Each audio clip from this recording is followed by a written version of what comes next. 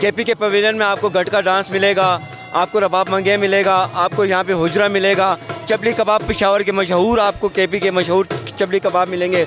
उसके साथ पटर टिक्का मिल रहा है, आपको चिकन सीखों पे मिल रहा है, अमरसे मिल रहे हैं, हैंडीक्राफ्ट है, कल्चर ड्रेसेस हैं और लिकर आर्ट्स वाले हैं, मुग़ल दौर वाले जो आर्टिस्ट हैं वो भी हैं बीच में।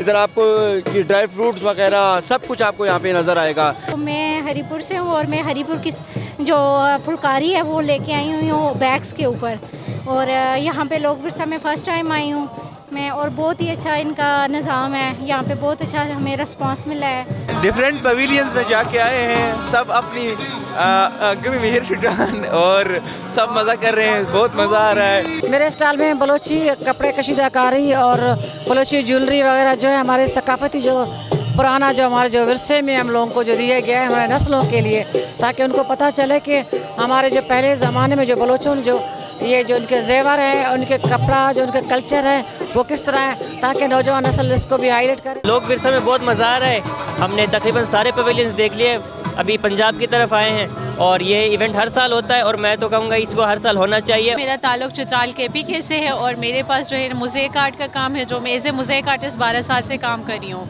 और 5 साल से मैं तकरीबन लोग विरसा में पार्टिसिपेट करती हूँ। बहुत अच्छा रिस्पांस मिलता है यहाँ पे, जब भी आते हैं हम जैसे आर्टिस्ट जो घर पे बैठ के काम कर रही होते हैं उनके लिए एक अच्छा प्लेटफार्म मिलता है। बलूचिस्तान भी दूसरे सूबों की तरह बहुत खूबसूरत इलाका है और यहाँ के लोग हज़ारा बलोच, पश्तून, पंजाबी, सराइकी, बरावी जो भी है उनके अपने खूबसूरत रवायात है और उन्होंने यहाँ पे डिस्प्ले किए बलूचिस्तान पवेलियन में। उनके यहाँ पे मखसूस खाने, इनके ये जो बलोची रिवायात के चप्पल है, हज़ारगी सकाफ़त के टोपी है, कपड़े हैं और इसी तरह के बलोची चाम है, हज़ारगी अतन है, पश्तो में जो अतन है, इसी तरह के सज्जी लहड़ी है यहाँ के खुराक में जो बलूचिस्तान की बहुत ही मशहूर रिवायती खाना है।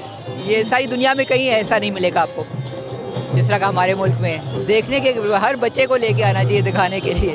कुरुम डिस्ट्रिक्ट से हम आए, हमारे पास स्टॉल में हैंडीक्राफ्ट्स है और डिफरेंट हाथ से बनी हुई मजरी का सामान है, कपड़ों पे एम्ब्रॉयडरी है, ये चीज़ें हैं।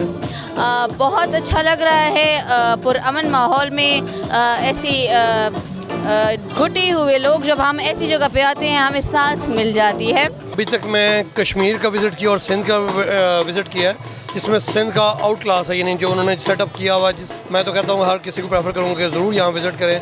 ये 4 दिसंबर तक आई थिंक इनकी लास्ट डेट है।